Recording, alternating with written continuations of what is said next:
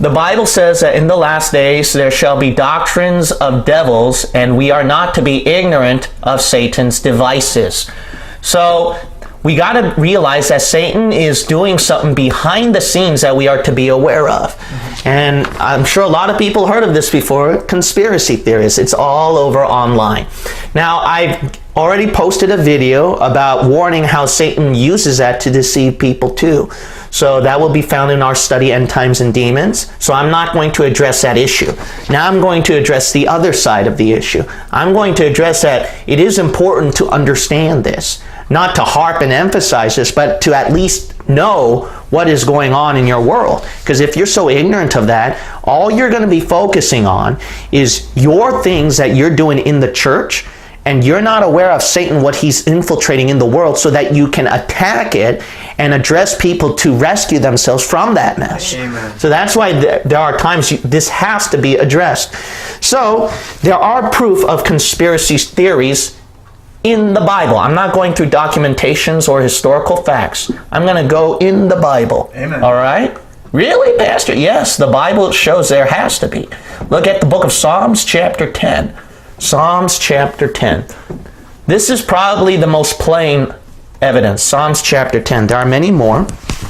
Psalms chapter 10, we're going to read verse 15. The Bible says right here in Psalms chapter 10, verse 15, break thou the arm of the wicked and the evil man. Seek out his wickedness till thou find none. Okay, so God is going to crush the wicked. When? The context is actually the end times, the tribulation. The Lord is king forever and ever. The heathen are perished out of his land. Well, that didn't happen yet. That's going to happen at the end times. Lord, thou hast heard the desire of the humble. Thou wilt prepare their heart. Thou wilt cause thine ear to hear, to judge the fatherless and the oppressed, and that the man of the earth may no more oppress. So notice that the Lord is fighting for the poor. He is justifying the cause of the poor here. The poor seem to be the good guys here. But then who are the bad guys here at the end times? The rich. See? These people. Rich people or elites. So there's an elite group here that is persecuting the poor. So there's no doubt about that. But look at these elites, what they're doing at the last days. They conspire against the poor. Let's keep reading right here.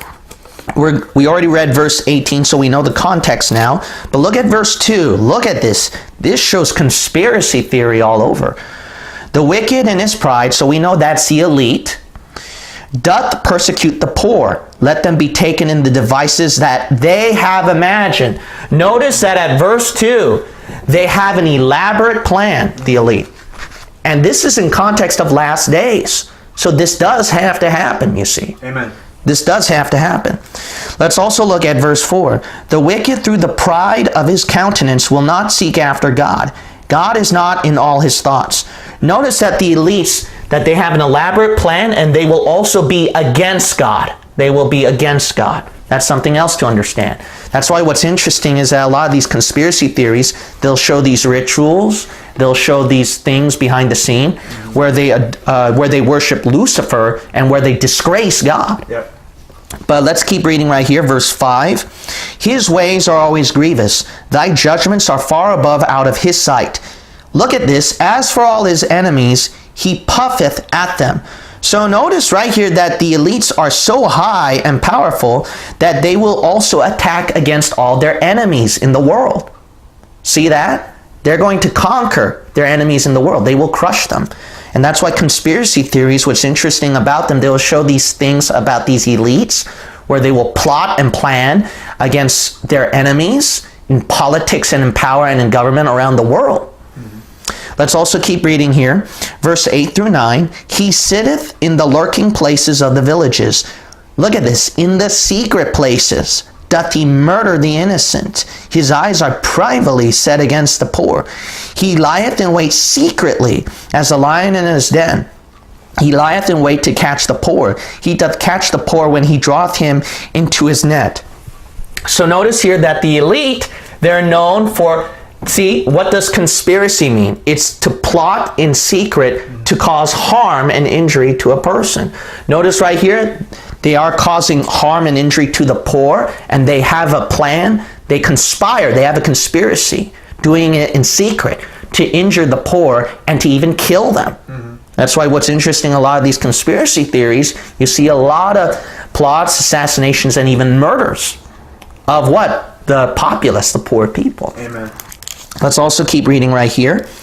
The Bible shows right here in verse 10, he croucheth and humbleth himself, that the poor, now look at this, may fall by his strong ones. So it shows there's a pyramid or a power ranking ladder right here. They have their strong pawns, see? So we have top elites who have other high, who uses the lower elites, which are high and powerful still, to do their bidding and their power. And what's interesting about these conspiracy theories is that you read the top high elites, going from Jesuits and Masons and certain Masonic Jews, how they would use certain people of power, Council of Foreign Relations, CIA, and Hollywood, etc., news media, to do their bidding and their power. So you notice that all these things have to happen. They have to happen. Amen. Now, who is going to be the poor? You're going to realize that the poor are going to be the ones who are the saints of God, the ones who are going to be the right guys. And that will definitely happen in the last days, because the rich elites, they're going to take over everything. They're going to rule their kingdom on earth with their God, Satan. And through that, they're going to persecute the poor, which is going to be the tribulation saints. Thank God that I will be gone. I will be raptured. Amen. And so I don't have to go through that mess. But it will be such a reign of terror. But this is just one passage. We're not done. I'm going to show you more passages. So let's look at Daniel chapter 11. Daniel 11. Now notice that there's a small group of elites here that the Antichrist has to use in conquering nations. So there is no doubt there is a conspiracy of conquering nations through a small group of elites. So look at Daniel chapter 11. We're going to read verse 21. The Bible says right here, "And in his estate shall stand up a vile person, to whom they shall not give the honor of the kingdom, but he shall come in peaceably and obtain the kingdom by flatteries." Okay, so we do know this. That is talking about the Antichrist right there. Daniel chapter 11, verse 21. Okay, so he's going to conquer kingdom after kingdom, peaceably and through flatteries. But look which group of people he uses. It's not all the world. It's a small group of people, of powerful people. Look at Daniel chapter 11, verse 23. The Bible says right here at we read verse 23, I believe. Nope, not yet. Verse 23. "And after the league made with him, he shall work deceitfully, for he shall come up." So notice deceitfully. So see, it's a conspiracy. See, it's done in secret. "For he shall come up and shall become strong with" what? A small people. See that? So notice the Antichrist, he has to come up with a small group of people. But these small group of people, they're not weaklings. They are definitely powerful, elite kind of people. Look at verse 24. "He shall enter peaceably even upon the fattest places of the province. And he shall do that which his fathers have not done, nor his fathers' fathers. He shall scatter among them the prey, and spoil and riches. Yea, and he shall forecast his devices against the strongholds even for a time." Did you read the last part of verse 24? See? Forecast his devices. They plan things. See? They have a plan set up to conquer what? Strongholds. See? So these small group of people, they're not weaklings or fledglings. What they are is a powerful group of people, elite kind of people. And notice that what? They have a conspiracy. That's what the Bible shows. Let's keep reading. We're going to look at Psalms chapter 2. Psalms chapter 2. This is perhaps the most famous passage used to show a conspiracy theory in the Bible. Look at Psalms chapter 2. Psalms chapter 2. We're going to read Psalms chapter 2, verse 6 and verses 9 through 11. Verses 6 and then 9 through 11. The Bible says right here, "Yet have I set my king upon my holy hill of Zion." Okay, so Jesus is now ruling in Israel. So there's no doubt this is talking about the last days. Let's keep reading verse 9. "Thou shalt break them with a rod of iron. Thou shalt dash them in pieces like a potter's vessels." So Jesus Christ is ruling over the kingdoms of the earth. He conquered these powerful people on the earth. Be wise now, therefore, O ye kings, be instructed, ye judges of the earth. Serve the Lord with fear and rejoice with trembling. Notice that, see, Jesus Christ is definitely ruling over these powerful leaders on the earth. There's no doubt about it. So these powerful leaders are now to serve God with fear and trembling. But what are these powerful leaders described to be as? It's interesting. Let's read verse 2. Look at what these powerful leaders do before Jesus Christ conquers them. Look at verse 2. The kings of the earth, okay, the same powerful leaders, look at this, conspiracy, set themselves, and the rulers take counsel together against the Lord and against his anointed, saying, let us break their bands asunder and cast away their cords from us. So notice right here, see, they gather together, these powerful leaders, they gather together and they plot against God, against his anointed. What's interesting about these conspiracy theories that you read, a lot of these elites, what they do is that they plot to conquer worlds and how to conquer God. How to conquer God. So that's what's very interesting right here, is that this has to happen. You know what's interesting? Is that it says the kings of the earth set themselves together, right? You'll notice that back at verses 6, 7, 8, 9, 10, and 11, all these kings of different nations around the earth. Who are the nations of the powerful leaders today? The United Nations. That's United right. Nations. Definitely they will go against God. Yep. And they plot and they conspire. And they will go against God. So that's why there's no doubt that there is proof of conspiracies in the Bible of a powerful small group of people. Now the exact details though of which certain powerful elites are not described here, and that's where you can find through history and through documented facts. But this one will help you immensely to be open-minded about conspiracy theories. You have to believe, according to the Bible, there is no doubt there is a small group of elites or powerful leaders or whatever that will go against God, and they conspire. They have a plan to conquer the world. If you believe that first, if you really believe that, if you don't believe that, see, then all the other documents and evidences, you'll just brush it off and try to critique it. But if you believe in this first, then you're going to be more open-minded to the documentations and historical facts. Now, not every detail is true, like I showed you in the last video, so you got to be careful of that, but I'm not going to expound that. The point of expounding today is that there is a proof of what? A powerful, small group of leaders who conspire against God and conquer the world. Now, what's interesting is that the words related to conspiracy in the Bible are found approximately 30 times, probably a little more.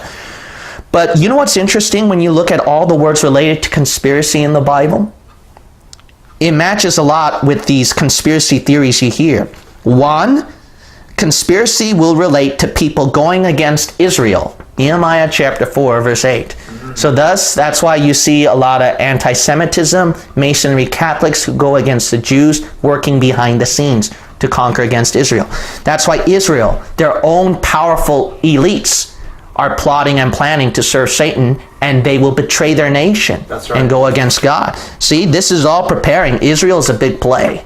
Israel is a big play. So that's one of the words conspiracy found in the Bible. It will relate to people going against Israel, Nehemiah chapter 4, verse 8. Unbelievers attacking Christians, Acts chapter 23, verse 13. And in majority of the times, this is interesting, conspiracy is strongly tied to the government. 20 out of 30 times. 20 out of 30 times. See, look at that. It relates to secular powers. It relates a lot to that more. So the thing is this, is that what makes men different today from back then in the Bible of those conspiracies? Today's men, aren't they even worse than people back then? Look at Ezekiel 22. Ezekiel 22. But here's the ultimate proof of conspiracy. So let's assume you don't believe any of this stuff, okay? Let's just assume that, all right? Let's just forget all this. This is all hogwash. Everyone and anyone will agree with this. Anyone and everyone will agree with this. Look at Ezekiel chapter 22, verse 25. You know what God thinks? So this is what God thinks it's a conspiracy. Let's look what he thinks it's a conspiracy. You know what he automatically thinks it's a conspiracy? When you are spiritually leading astray souls. He automatically calls that a conspiracy. So when we expose the errors of modern versions, these false preachers, post-tribulation rapture doctrine, anti-Semitism, and then the Catholics and the Masons and all this stuff, even the politics and the powers, when we do all that, let's assume all those documentations are like that. God automatically thinks all those things are conspiracy. He automatically thinks that. You know why? Because all those things are spiritually leading astray souls. Look at this, Ezekiel chapter 22. And we're going to look at verse 25. The Bible says right here, there is a conspiracy. That's what God says. But what's a conspiracy? Of her prophets in the midst thereof, like a roaring lion, ravening the prey, they have devoured souls. They have taken the treasure and precious things. They have made her many widows in the midst thereof. Look at that. Automatically, God calls that conspiracy when it spiritually leads astray souls. So like Kent Hovind one time did in his debate against evolutionists, I don't know if there's a group of evolutionists around the table who puff up smoke and say, let's deliberately change this stuff to teach evolution. But Kent Hovind said, but even though I don't know about that kind of conspiracy, I believe there's a conspiracy up there. That's right. And that's the ultimate proof. James White says, conspiracies, trying to find conspiracies in modern versions. And because Stephen Anderson couldn't do a good job doing his debate against James White in that video, James White, he was pointing out in that video that, to say conspiracies behind modern versions, come on, you guys are stretching it. See, he's thinking, we might not know about the conspiracy of these modern versions hanging around the table and say, let's chop off this and that, but we certainly believe in a conspiracy up there. Amen. See, that's what you got to look at. When you look at that, that's why we accuse this of being a conspiracy, that being a conspiracy. All right? So it's not just all the time these people actually doing things and like that. We're not saying that every single time. But we do believe every single time that Satan is behind it. And you'd be surprised how many times people themselves are actually doing that. Amen.